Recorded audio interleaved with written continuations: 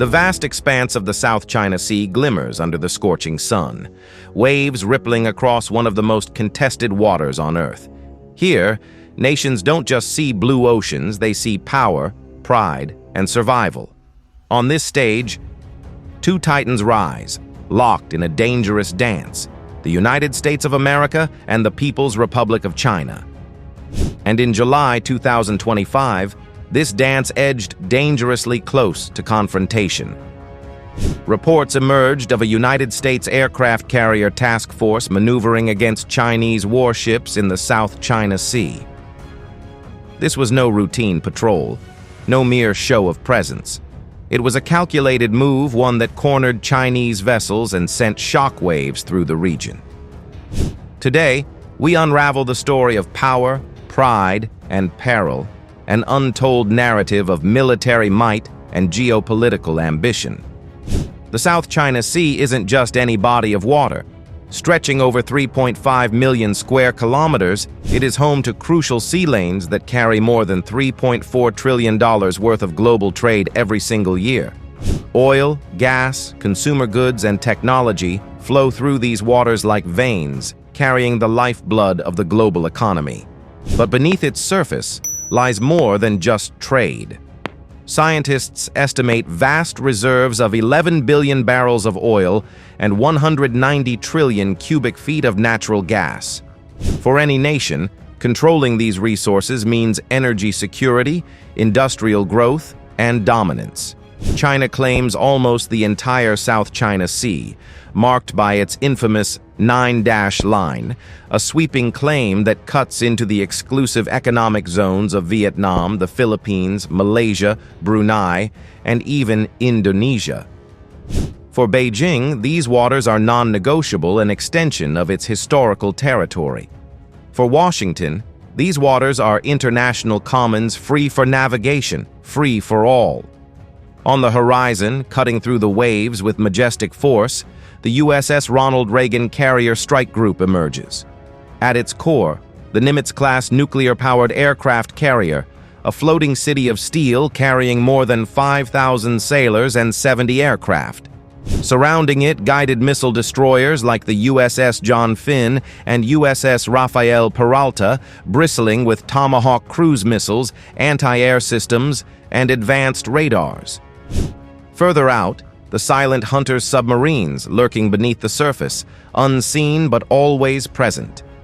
For decades, U.S. aircraft carriers have been the ultimate symbol of military dominance. Wherever they sail, they project power, influence, and deterrence. In the South China Sea, their presence is not just a matter of routine, it's a statement. This carrier strike group isn't here for show. Its movements are deliberate, its positioning precise. And on this day, it finds itself face-to-face with Chinese warships. The Chinese People's Liberation Army Navy, or PLAN, has grown at a pace unmatched in modern history. In the past 2 decades, China transformed from a coastal defense fleet to the world's largest navy by numbers, boasting over 370 warships. Among them, the Type 055 Renhai-class cruisers, bristling with 112 vertical launch missile cells. Then the Type 052D destroyers, sleek, modern, and deadly, often referred to as China's equivalent of the American Arleigh Burke class. China also deploys its Shandong aircraft carrier, a domestically built symbol of its maritime ambitions, though still far from matching American carrier capability. But in these contested waters, numbers matter less than presence. And on this fateful day, Chinese warships maneuver aggressively, attempting to shadow, to block, and to signal dominance.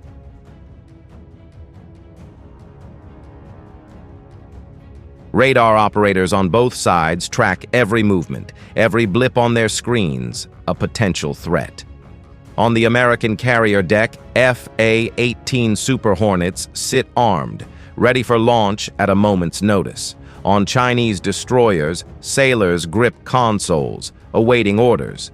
Both sides know the rules: freedom of navigation, Operations or FONOPs allow U.S. vessels to sail through contested waters, challenging China's expansive claims. But Beijing sees such moves as provocations, insults that cannot go unanswered.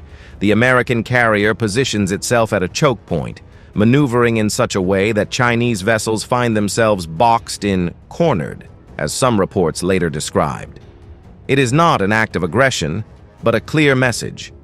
The U.S. Navy will not be pushed aside. Chinese warships respond with close maneuvers, some sailing within a few hundred yards of American vessels. The risk of collision looms.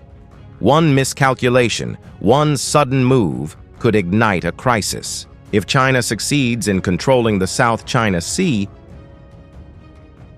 it gains the ability to choke off trade routes, dictate energy flows, and project power far beyond its shores. Nations like the Philippines, Vietnam, and Malaysia would find themselves overshadowed, their sovereignty undermined. If the U.S. retreats, its credibility as a Pacific power collapses. Allies like Japan, South Korea, and Australia would question Washington's ability to stand firm. The entire Indo-Pacific balance of power would tilt toward Beijing. News of the standoff spreads quickly. In Manila, government officials express alarm, knowing their islands lie at the center of the storm. In Hanoi, the Vietnamese Navy quietly raises its alert level. In Tokyo and Canberra, allies reaffirm their support for freedom of navigation. This standoff is not without precedent. In 2001, a U.S. surveillance plane collided with a Chinese fighter jet near Hainan Island, triggering an international incident.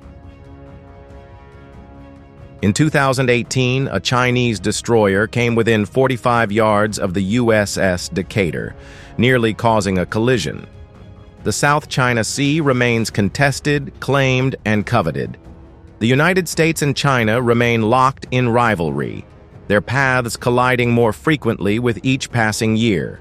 The South China Sea remains one of the world's most dangerous flashpoints. As U.S. and Chinese warships continue to test each other's resolve, the risk of conflict grows with every encounter. What do you think? Are we heading toward open confrontation, or will diplomacy prevail? Share your thoughts in the comments below, and don't forget to like, subscribe, and stay tuned for more updates on this unfolding story.